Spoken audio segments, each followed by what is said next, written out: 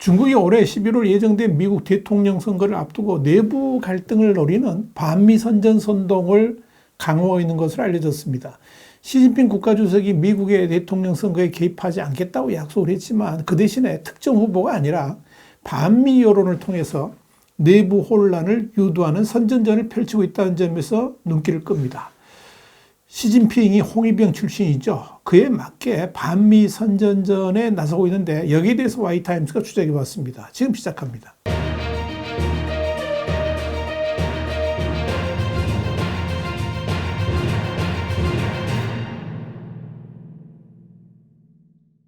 뉴욕타임스는 현지 시간으로 16일자 지면을 통해서 영국에 본부를 둔 싱크탱크 전략대화연구소 ISD가 각종 소셜미디어에서 중국 정부가 배후인 스팸 플라주 계정들이 미국 사회에 대한 부정적 인식 확산에 나섰다, 이렇게 밝혔다는 사실을 보도했습니다. 여기서 스팸 플라주라는 게 뭐냐면 스팸하고 위장, 카모플라주를 합성한 신조어인데요. 일반적으로 중국의 여론조작 선동 캠페인을 가리키는 단어를 일컫습니다. 소셜미디어 X, 그러니까 옛날 트위터의 한 계정은 조 바이든 대통령과 도널드 트럼프 전 대통령이 무기를 들고 마주하는 모습, 그리고 미국의 집안 싸움이 심화하고 있다, 이런 메시지가 삽입된 사진을 게재를 했습니다.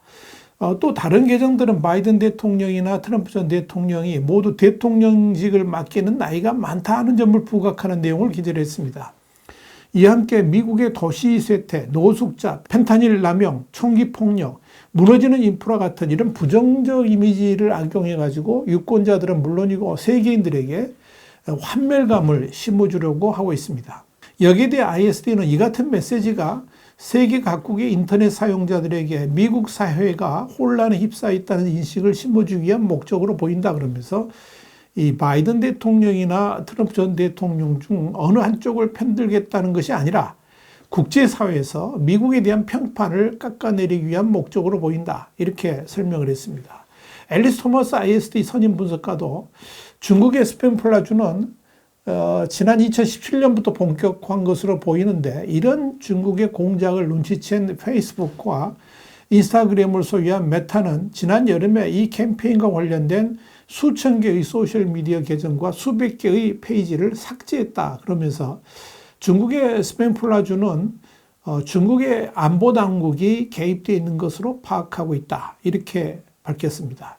그는 이어서 이 중국의 스팸 플라주는 유튜브, 틱톡을 비롯한 웹사이트 및 소셜미디어 플랫폼에서도 운영되었지만 특히 X에서, 그러니까 트위터에서 가장 많이 유통되고 있다라고 지적을 했습니다. 앞서 시진핑 중국 국가주석은 지난해 11월 이 바이든 대통령과 가진 샌프란시스코 정상회담에서 올해 미국 대선에 중국이 개입하는 일은 없을 것이다, 이렇게 약속한 바 있었습니다. 또 왕이 중국 공산당 외교부장도 제이크 설리번 백악관 국가안보보좌관과 만나서 시 주석의 약속을 재확인한 바 있습니다. 그렇기 때문에 중국이 미국 대통령 선거에 있어서 특정 후보를 향한 선전선동 같은 직접적 개입은 하지 않으면서도 스팸 플라주 계정의 활동을 통해서 미국의 대선이라는 정치 이벤트를 최대한 활용하고 있는 거죠. 이걸 통해서 미국이 이렇게 혼란 상태에 있다, 이런 걸 전 세계에 인식시키려고 하고 있는 것으로 판단이 됩니다.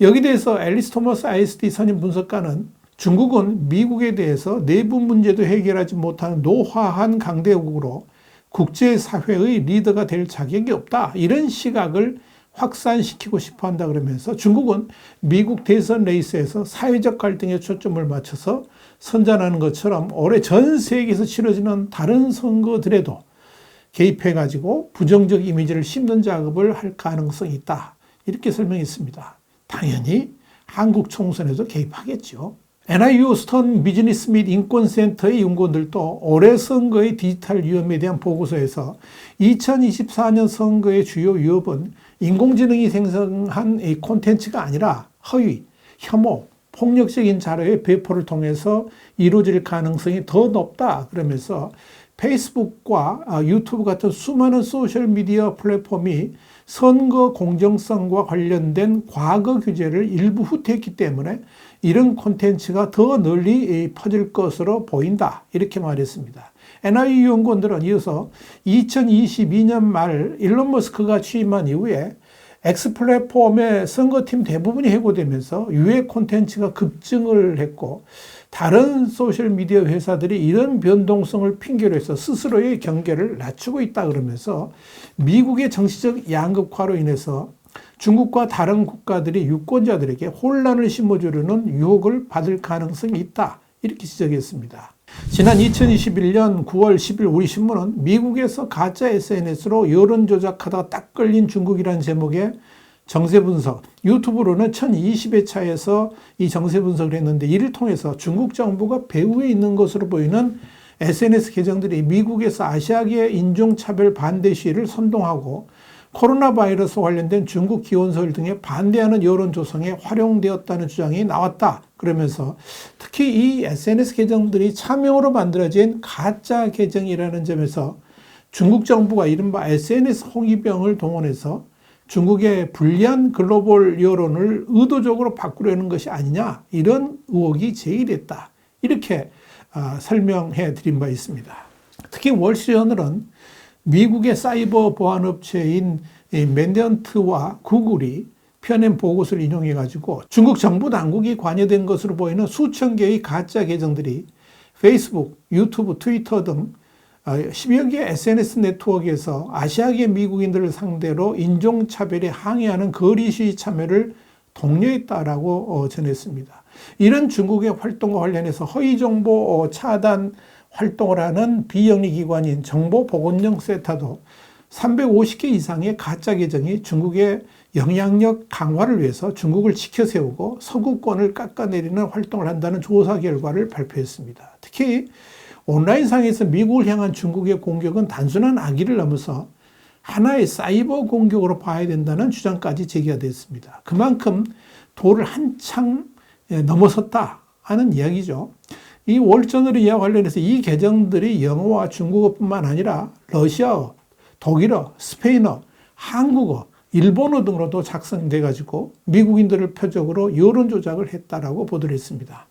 물론 월스트리트저널은 맨디언트와 구글은 이런 가짜 계정들이 중국 정부와 직접 연결되었다라고 단정하지는 않았지만 이런 작업에 엄청난 비용이 소요된다는 점에서 중국의 정부기관 또는 정부기관을 우회하는 제3의 단체 또는 업체를 통해서 중국 정부의 후원자가 지원한 것이 거의 확실하다 이렇게 전했습니다.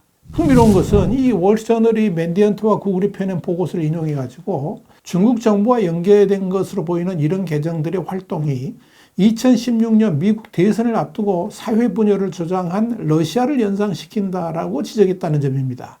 특히 존 헐트퀴스트 맨디언트 부사장은 이들은 크렘린의 교과서를 그대로 베꼈다라고 말을 했습니다. 물론 러시아 당국은 부인했지만 미국 정보기관과 전 특별검사 로버트 뮬러 또 상원 정보위원회 초당적 조사 결과에 따르면 지난 2016년 미국 대선에 러시아 인터넷 당국이 개입해가지고 가짜 SNS 계정으로 미국 정치 담론에 분열적인 허위 정보를 주입하고 전파한 것으로 확인이 됐습니다. 이를 통해서 미국 내 사회 분열과 선거에 영향을 미치는 이슈들을 조작하고 전파했다 하는 이야기입니다.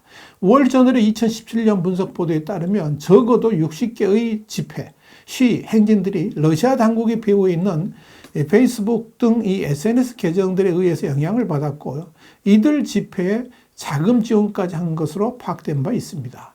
그런데 이번 이 맨디언트와 구글의 보고서는 중국의 최근 가짜 SNS 계정을 활용한 작업들이 지난 2016년의 러시아 사례와 너무나도 흡사하다 하는 이야기입니다. 중국이 이 SNS를 이용해 가지고 여론을 조작하는 방식은 교묘하게 이 SNS의 알고리즘을 이용한다는 점을 주목할 필요가 있습니다.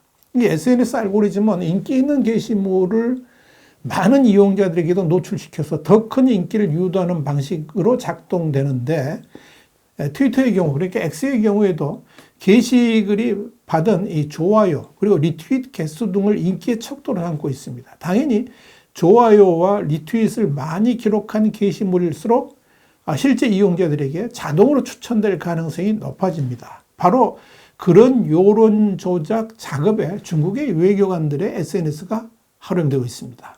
중국에서 선전선동을 주도하는 조직이 바로 중앙선전부입니다. 이 중앙선전부가 중국 내 모든 신문과 방송은 물론이고 출판물, 영화, 인터넷 같은 모든 매체를 감시하면서 이를 전파하는 역할을 맡고 있습니다. 결국 중국 공산당의 핵심 역할을 중앙선전부가 맡고 있다는 의미입니다. 시진핑 주석의 아버지인 시중신도 바로 이 중앙선전부 부장, 그러니까 장관급이죠. 이 부장을 지낸 바 있습니다. 그러니까 시 주석이 선전선동의 중요성을 더 절감했을 수 있습니다. 그래서였을까요? 시진핑 주석은 지난 2021년 6월에 중국 공산당 중앙정치국 회의에서 중국의 이미지와 국력을 국제적으로 알리는 업무를 강화하라 이렇게 요구를 했습니다. 다시 말씀드려서 전 세계를 대상으로 선전선동을 강화하라고 주문한 겁니다. 지금이라도 중국의 실체를 바로 알아야 됩니다. 그래야지 우리가 당하지 않습니다. 중국의 랜선 홍위병들은 지금도 대한민국에서도 분명히 암약 중일 것이기 때문에 그렇습니다. 그리고 이번 선거에도 분명히 중국의 홍위병들이 우리의 선거 판세를 바꾸려고 작업할 겁니다. 기억해야 됩니다. 와이탐 정세분석이었습니다. 감사합니다.